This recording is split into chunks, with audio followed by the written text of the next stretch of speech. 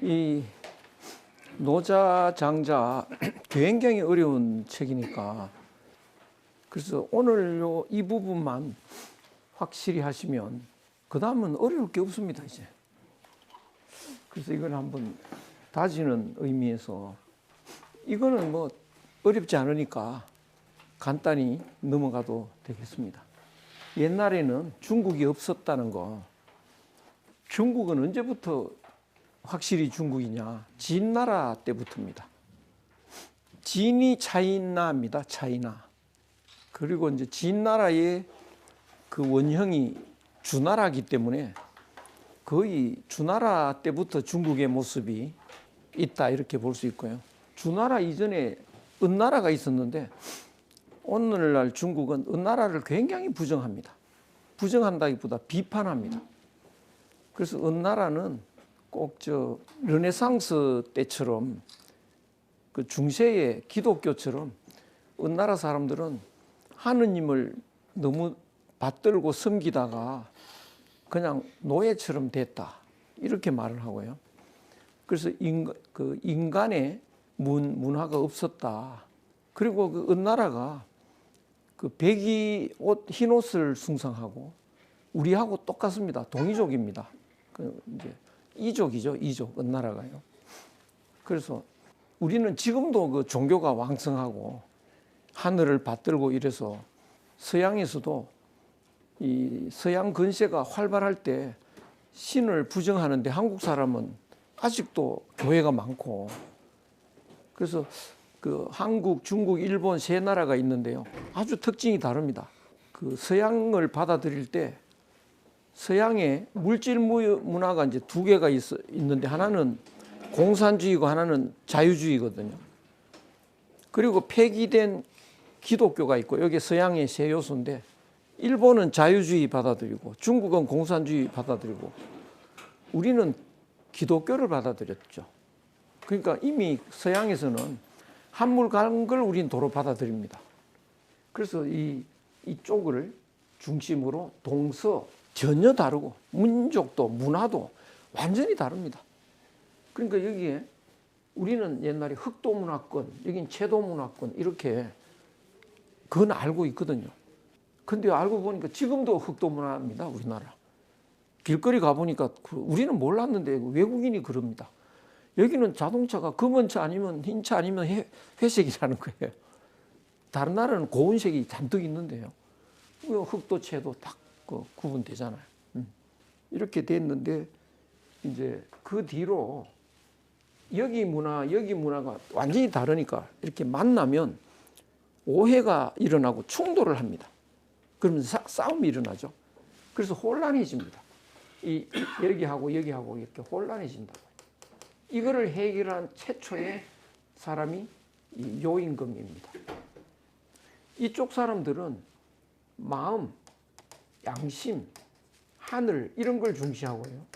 여기는 이쪽 사람들은 몸, 땅, 물질 이런 걸 중시합니다. 그러면 둘이 이제 부딪혀 가지고 혼란이 일어나면 누군가가 상대를 이렇게 끌어안아야 해결되거든요. 부딪히면 이거는 계속 혼란이 갑니다. 그러면 여기서 이걸 끌어안을 수 있느냐, 여기 사람이 이걸 끌어안을 수 있느냐, 어느 쪽이냐 이거죠. 그렇습니다. 그게 기본이라고요. 그러니까 우리는 일본을 끌어안을 수 있는데 일본은 우리를 끌어안을 수 없습니다. 문화적으로. 그런 사람이 힘으로 우리를 지배했으니 그거는 말이 안 되는 겁니다. 그러니까 이 요임금은 이 마음의 철학을 가지고 이거를 끌어안았다고요. 그것이 이쪽은 인의 문화고 이쪽은 지의 문화인데요. 어떻게 끌어안느냐. 마음을 중심에 두고 그 다음에 이 외형의 포장을 지로 하는 겁니다. 이것이 중용입니다. 중용이 이렇게 똑같은 걸 합친 게 아니고 뿌리하고 그 잎이 있는데 나무에 뿌리가 있고 이 줄기에 잎들이 있지 않습니까? 잎이 뿌리를 끌어안을 수 있느냐, 뿌리가 잎을 끌어안을 수 있냐, 어느 쪽이냐? 뿌리가 끌어안는 거죠. 이 뿌리가 한국이고요. 이게 일본입니다. 그러니까 겉보기는 일본이 세련돼 보입니다. 근데 뿌리가 이게 약해져 가지고 예. 꽃꽂이 이런 건 다 일본서 발달합니다. 그 뿌리는 관계없다고 이 사람들은 눈에 보이는 것만 그 따지는데 그건 이제 뿌리 없는 문화죠. 그러니까 인이 뿌리가 되고 이제 포장을 지루하는 것 이것이 중용인데요. 이거는 동이족이 할 수 있는 거지 서쪽 사람은 못 합니다. 그래서 요 임금이 동이족이라고 해요. 요 문화를 요 방식으로 통합을 했는데 그래서 안정이 됐죠. 그러면 요 중용에서는 인이 중심이니까 동이 쪽이 중심입니다. 그러니까 그 후계자는 순임금이 되는 거죠. 순임금은 완전히 동이족이라고 여기 산동 쪽 이쪽에 살았습니다. 그러면 이게 중용이 되려면 이제는 서쪽으로 가는 게 유리합니다. 그래서 이렇게 조화가 되는데요. 그래서 우임금한테로 가는데 여기서 또 이쪽으로 와야 되는데 우임금이 자기 아들한테로 후계자를 삼아버리죠. 근데 동이족의 그 은나라 아까 이야기한 은나라 희한합니다. 은나라 사람들은 그 왕위가요 아들한테로 안 가고 동생한테로 갑니다. 그 희한한 게 왜 그러냐면 지극히 효자는요 동생을 챙깁니다. 그러면 그 동생은 또 동생을 챙기고요. 그러면 마지막 동생은 누굴 챙깁니까? 자기 아들을 안 챙기고 장조카한테 간다고요. 그러니까 맏형을 챙기니까 부모 대신이니까 장조카한테 넘겨줍니다. 그 희한하게 왕위가 이렇게 갔다가 장조카, 이렇게 갔다가 이런 식으로 쭉 갑니다. 이거. 그러니까 굉장히 독특한 거죠 이게. 효도가 굉장히 강조되고 이쪽은요. 근데 이쪽은 아이한테 이렇게 아들한테 가는데요. 우리나라에서는 형제 노래가 있습니다. 돌아와요 부산항에. 근데 그게 일본에서 유행을 했거든요. 돌아와요 부산항에. 가사는 완전히 바뀌었습니다. 그리운 내 형제요 이게요. 그리운 당신이요 이렇게 바뀝니다. 형제가 애인으로 바뀌어요. 거기는 왜 그러냐. 형제는 그립지 않습니다. 타인의 출발이 형제라는 거예요. 우리도 이제 좀 그런 분위기가 생겼습니다. 왜 그러냐면 욕심이 많아지니까 아버지 돈이 내 돈 아닙니까? 그렇죠? 욕심이 많으니까. 확실히 내 돈인데 아버지 돈에 내가 독차지하려고 하니까 제일 큰 적이 누가 되나요? 형제가 제일 큰 적이 돼버린다고요. 형제가 싸움이 일어나죠 이제. 이거 우리가 지금 굉장히 변질이 됐습니다. 근데 우리 본래는 형제가 엄청나게 그 사이 좋은 거 이게 기본인데요. 이쪽은 형제보다는 아들한테로 이렇게 희한합니다. 여기는 동생한테 그 왕위가 넘어간 적이 없어요. 그래서 여기서 이제 혼란하니까 여기서 또 탕임금이 은나라를 세웠죠. 요거는 우리 풍속하고 똑같습니다. 그 다음에 여기서 또 이쪽으로 가는데 여기 주나라죠. 주나라는 또 주나라 서경을 읽어보면요. 우리하라고 합니다. 우리하. 요거는 이제 자기 조상이라는 거 아는 거죠. 이거는 조상 취급을 안 합니다. 완전히 자기들이 우리 하나라 이렇게 해요. 자기는 한 종족이라는 걸 알고 있는 거죠. 그런데 주나라 때의 후기에 이제 여기서 계속 반발을 합니다. 그러니까 서경을 읽어보면 이 주나라 때 서경의 내용은 동쪽 사람들의 반발을 무마하는 걸로 쫙 깔려 있습니다. 어떻게 하면 동쪽 사람을 무마할 수 있을까? 근데 그 중에 상당 부분이 뭐냐면 동쪽 사람들을 달래가지고 내 말 들으면 벼슬 시켜주겠다 이러면서 어디로 데려가느냐? 서쪽으로 이사를 시킵니다. 그래서 이걸 퍼뜨리는 거죠. 그거 지금도 중국 잘하지 않습니까? 이사시키는 거예요. 티베트에도 이제 원주민보다 중국인이 더 많다는 거고요. 거기도 신장도 그렇고요. 그런 걸 5,000년 전, 4,000년 전에도 하는 겁니다. 이 사람들이요. 그런 게 이제 서경에 쭉 나오죠. 그래서 그래도 계속 반발을 합니다. 이게. 이거는 왜 반발하냐면 이쪽이 뿌리고 이건 지엽인데 지엽이 뿌리를 먹었으니까 뿌리가 가만히 있나요? 근데 이때 이제 철기가 생산되니까 철기를 가지고 막 진압을 하니까 당할 수가 없었습니다. 그래서 이거를 차지는 못했는데 그 계속 반발하고 계속 진압하다 보니까 혼란이 극대화되는데요. 그것을 춘추 전국 시대라고 이름을 붙입니다. 그래서 이 인간의 이 문화를 가장 이상적인 걸 대동이라고 크게 다 하나가 되는 사회, 그걸 요순시대라고 하고요. 최악은 춘추전국이라고 합니다. 그거를 춘추전국 시대라고 하고요. 그 중간을 약간은 편하다. 그래서 소강이라고 하고 3대, 하은주 3대라고 합니다. 그러니까 이거 소강은 요새도 씁니다. 뭐 야구하다가 막 점수가 오락가락 하다가 좀 이제 점수가 안 나고 차분히 가면 이제 소강 상태로 이런 말 하거든요. 혼란하다가 조금 안정되는 거 여기서 나왔습니다. 그러니까 우리는 뭐 그냥 지금도 요거는 쓰죠. 이런 건 잘 안 쓰죠. 이건 아직 쓰는 것 같고요. 혼란하면 이제 춘추전국이다 이렇게. 그런데 그 뒤로는 이 우리 쪽 사람들이 여기를 중원을 차지를 거의 못했는데 2번 했습니다. 몽골이 한 번 하고 여진족이 한 번 했죠. 여진족이 하다가 이제 이 동쪽이 완전히 망했습니다. 그래서 여기서 이제 주나라의 물질주의니까 주나라 쪽 서쪽에 관중이 대표적인 철학자로 물질주의, 법가 철학, 유물주의 철학을 갖고 있으니까 그 일본 철학을 우리한테 막 강요하고 이러면 한국에 뛰어난 우수한 학자들이 그거 가만히 있나요? 그건 짐승 철학이지. 그거는 저 형이하게 그건 학문도 아니야. 라고 들고 나오는 사람이 있습니다. 그 사람이 노자죠. 그러니까 노자를 읽어보면 그 시대의 사람들을 그 깨우치는 걸로 당신들 틀렸다 이 이야기가 쫙 이어지죠. 그 당신들 진리한데 그건 진리가 아니야. 예. 그 도가도 비상도 첫 말부터 그건 엉터리야, 틀렸어 이런 걸로 계속 꾸짖는 철학자이죠.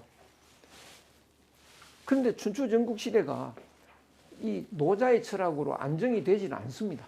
그러면 공자는 어떡하냐? 노자 철학으로 안 된다는 걸 아신 거죠. 그렇다고 해서 이것 갖고도 안 된다는 건 아는 거니까 결국은 과거에 중용을 가지고 요임금이 하던 그것이 최고다. 그래서 공자는 인을 중시하고 포장은 뭘로 하느냐? 예로 합니다. 예. 근데 여기에 예가 바로 지문화입니다. 지. 이것이 중용인 거죠. 공자의 중용 철학. 그러니까 공자 중용은 인을 중심으로 해서 예와 조화시키자. 요임금하고 똑같습니다. 그러니까 요 중간이죠. 요 중용입니다.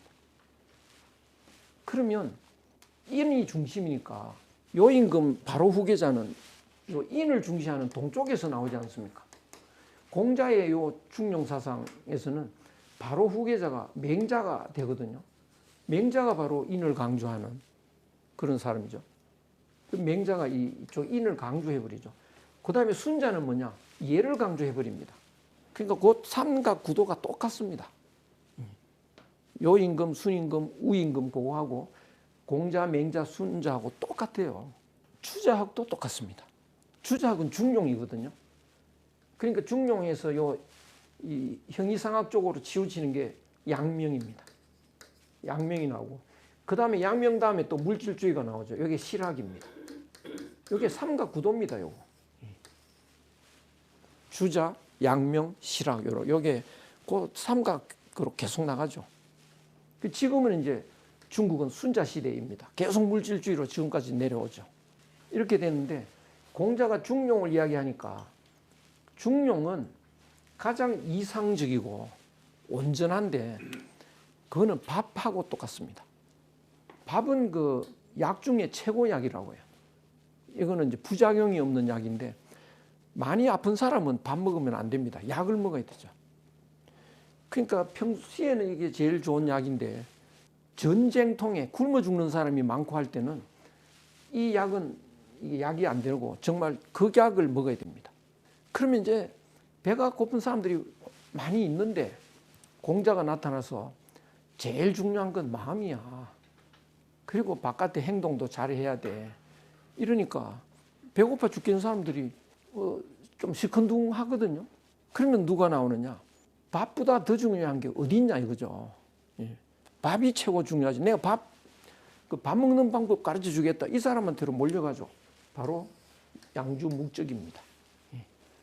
그러니까 이 세력이 엄청 크다고요. 이 세력이 크니까 맹자가 아이고 큰일 났다 이거. 세상 망하게 생겼다. 그래서 여기에 반발하고 나온 게 맹자인데 여기서 반발을 하려면 여기서 튀어 올라야 되잖아요. 여기서 못 멈춥니다. 중용에서 못 멈추고 여기까지 튀어 올라오는 거죠. 이쪽으로 방향이 가니까 더 올라가 버리면 장자로 가버립니다. 그 가던 방향이에요. 근데 여기서 이제 세상을 또 노자장자는 세상을 움직이질 못합니다. 철학이 그렇습니다. 그냥 무의, 자연 이런 거는 세상을 못 움직이는 철학입니다. 그러니까 그 의지로운 세상이 해결이 안 되니까 이제 순자가 나와가지고 예를 강조합니다. 이 묘한 게 인, 의, 예 이제 이렇게 되는데 인을 갖고는 싸움이 안 됩니다. 너는 왜 인을 안 합니까? 이래 갖고는 공격을 못 해요. 너는 의리가 없잖아. 이거 갖고 싸울 수가 없어요. 너는 얘가 틀렸다. 이건 싸움이 됩니다. 얘가 틀렸다. 그러니까 이제 혼란한 사람들을 잡아 넣는 데는 이것이 최고라고 해요. 저 사람들 잡아 넣어라. 얘를 안 지켰다. 이렇게 우리나라도 당파 싸움 할 때요. 제일 많이 연구한 게 얘입니다. 그래서 얘 갖고 싸우는데 더 강하게 하려면 어떻게? 법 갖고 싸워야죠. 이거는 무섭죠. 그래서 순자 다음에 법가가 나옵니다. 한비자. 이렇게 해서 이제 온 세상 사람들이 우리가 안정되려면 이거밖에 없다. 이거밖에 없다. 그래서 눈치 빠른 이제 진시황이 내가 순자 한비자 철학으로 정치하겠다. 그래서 지지를 받아가지고 통일을 하는 거죠. 이 구도에서 보면 이제 노자의 위치를 알게 됩니다. 그래서 노자는 뛰어난 철학자인데 최고의 그 형이상학자죠. 그러니까 지금도 사람들이 저한테 전화해가지고 공자보다는 노자가 한 수 위 아닙니까? 뭐 이렇게 생각하는 사람들이 많아요. 그를 왜 그러냐 하면 심오한 경지에 가 있지 않습니까? 그럼 공자는 여기 낮은 경지냐? 아니죠. 공자는 여기까지 갔는데 도로 내려온 겁니다. 노자는 안 내려오고 있습니다. 그러니까 이제 왜 내려왔느냐? 이 속세 사람들이 너무 불행하니까 속세 사람들을 깨우치러 내려온 거죠. 노자는 틀렸다고 말하고 이렇게 잘 내려오지도 않고요. 숨어버립니다. 노자 장자다 정치도 안 하고 숨습니다. 그런데 여기 있는 사람을 깨우치려니까 내려와서 깨우치니까 속세 사람들하고 말을 계속 같이 하니까 공자는 뭐 심오한 게 없다. 이제 이렇게 그런 판단이 일반적입니다. 그 심오한 건 역시 불교하고 노장 철학이지 뭐 이렇게요. 그거는 이제 이런 구도를 몰라서 그렇게 판단을 하는 거죠. 근데 거기 대고 이 설명을 못 하잖아요. 그거 그렇게 단도직입적으로 질문하는데 그럼 뭐 얼버무리고 맙니다. 그래서 제1장 도가도 비상도. 도라고 할 수 있는 도는 상도 변함없는 도가 아니다. 제일 어려운 말이죠. 우리가 맨날 진리라고 하는데 진리 찾는데 진리라고 우리들이 판단하는 진리는 다 가짜다. 그건 진리 아니다. 이러니까요. 완전히 멍해지는 거죠. 이름 붙이는 이름은 그건 참된 이름 아니다. 저기 소가 한 마리 온다. 그건 소 아니야. 뭐 당신은 그걸 소로 보이냐? 뭐 이러니까 이게 사람들이 멍한 거죠. 이건 뭔 소리냐 도대체. 그래서 이거를 알기 위해서 이런 심오한 노자 철학을 알려면 이제 주역이 너무 어려우니까 사람들이 도무지 지금도 많이 헤맵니다. 주역 때문에. 그래서 제가 그 공식이라는 걸 한번 찾아보자. 그래서 공식을 가지고 접근하면 그게 일관된 이해가 가능한데요. 여기도 공식이 있는 거다. 너무 난해하니까요. 그래서 그 공식에 해당되겠더라고요. 그래서 이거를 차분차분하게 하나하나 이렇게 넘어가면서 이게 조금이라도 이해가 안 된다. 바로 말씀을 하셔야 됩니다. 100% 이해되고 넘어가야 되죠. 그렇지 않으면 공식이 어름하면 이거는 문제 못 푸는 거죠. 그래서 태초의 모습은 뭐냐? 얼음들이 잔뜩 있는데요. 태초의 모습은 뭘까요? 잠잠한 물이죠. 아무것도 형체가 하나도 없는 물이죠. 그것처럼 이 우주 공간에는 아무것도 없는 그런 하나의 본질이 있다. 그걸 우리는 하나라고, 천부경에서는 하나라고 설명을 하는데요. 텅 빈 것 같다. 아무것도 안 보이니까요. 크게 비어있다. 태허. 무극 이런 말도 합니다. 끝이 없다. 태극. 끝이 큰 어마어마한 영원한 끝이다. 이래서 무한한데 이거는 같은 말입니다. 그걸 도라고도 하고요. 자연이라고도 하고. 텅 비었다. 공이라고도 하고요. 무하유지향. 무언가가 있다는 것이 없는 고을. 무하유지향. 또 해능은 또 뭐라고 하느냐? 본래 무 일물. 본래 한 물체도 없다. 이렇게 표현을 하죠. 여기 물이다 그러면 이제 물 위에 공기도 있고 저 하늘도 있는데 그런 걸 다 물 위에는 아무것도 없다고 가정하고 보면 물밖에 없는, 그렇게 이해를 하시면 됩니다. 그러니까 태초에는 물밖에 없는데 얼음 덩어리가 떴다가 없어졌다가 하는 거죠. 그것처럼 우주 공간에는 그냥 형체가 있는 게 하나도 없는데 그게 모여서 얼음 됐다가 녹았다 하듯이 형체가 됐다가 없어졌다가 됐다가 없어졌다가 그걸 계속하고 있다는 거죠. 저기 별이 잔뜩 있는데 저것도 없어질 때가 있단 말이냐? 있습니다. 지구도 없어질 때가 있는 거죠. 태양도 없어질 때가 있고요. 그러니까 눈에 보이는 모든 건 없어질 때가 있습니다. 그럼 없어지면 도로 이것으로 돌아가겠냐? 그건 아니고 또 다른 걸로 또 만들어지죠. 할아버지가 안 계시면 또 아들이 또 있고요. 아들 없으면 또 손자가 또 나오고요. 그렇게 자꾸 하나가 사라지면 또 하나가 나오고 이렇게 계속 이어져 갑니다.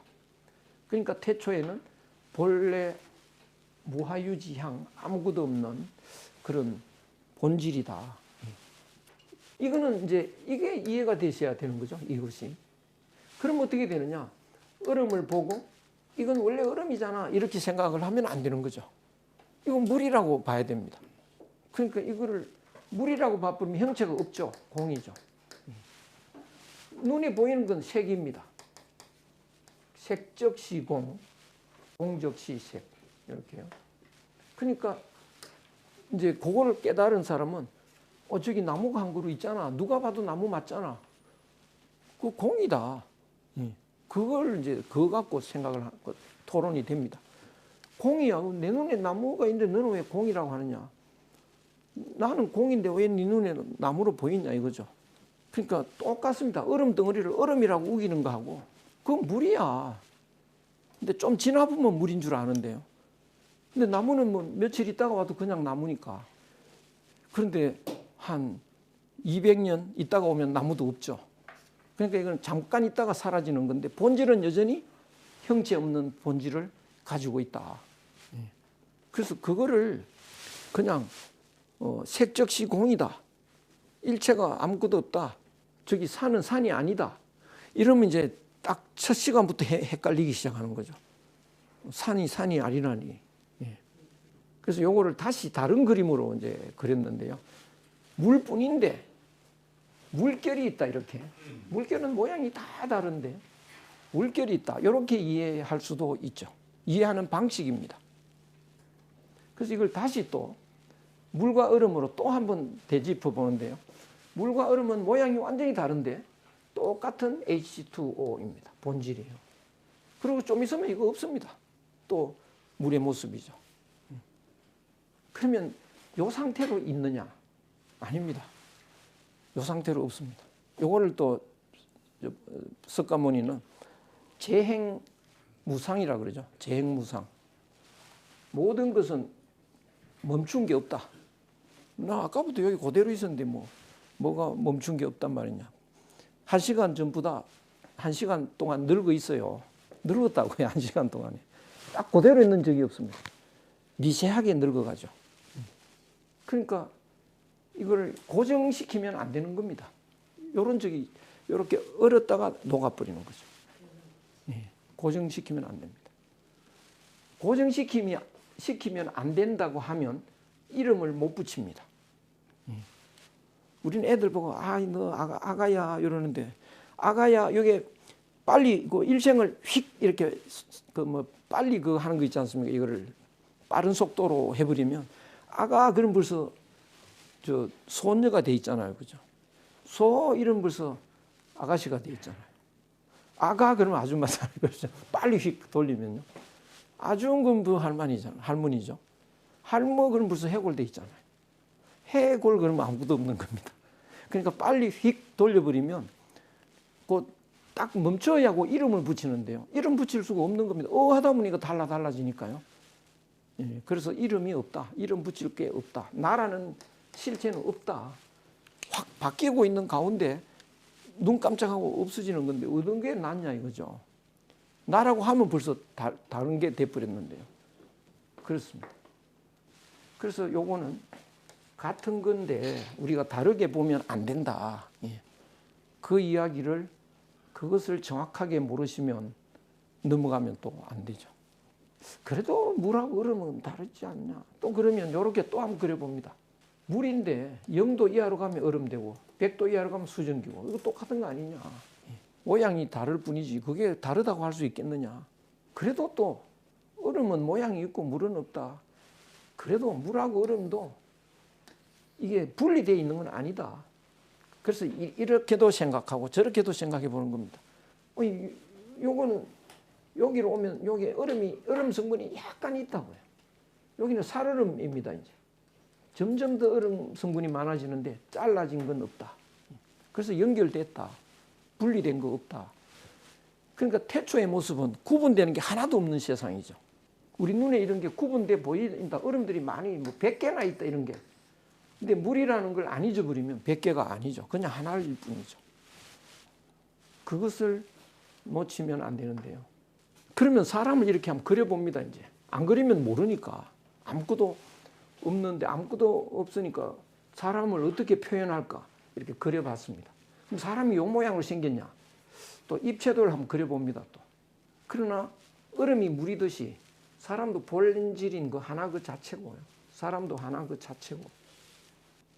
그런데 사람을 이렇게 그렸으니 이거하고 요 단절이 되지 않느냐. 그렇죠. 요거하고 요 막혔지 않느냐. 막힌 것 같아 보이지만 여기에 보면 이 통발에 보면 이 안에 물하고 이 밖에 물하고 통해 있거든요. 그래서 우리가 막힌 것 같지만 통해 있는 거다. 그렇게 그거를 잊어버리면 안 됩니다. 그럼 이 속에 기운이 있고 이제 앞에 그 우리 김 선생님 기운인데 여기 따로 있는 것 같아도요. 통해 있는 겁니다.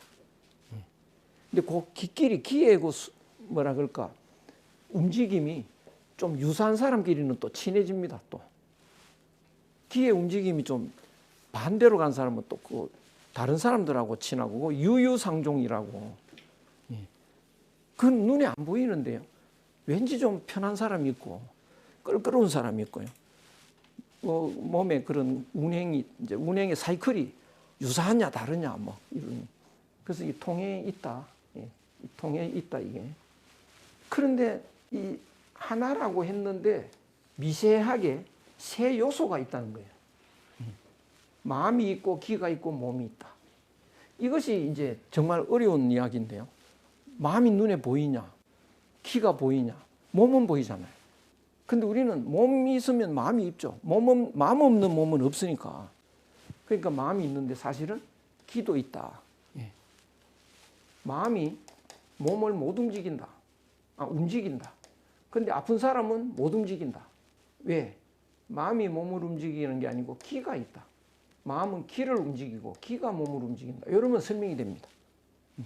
그래서 요 세 요소가 있다. 이것도 확실히 이해를 하시고요.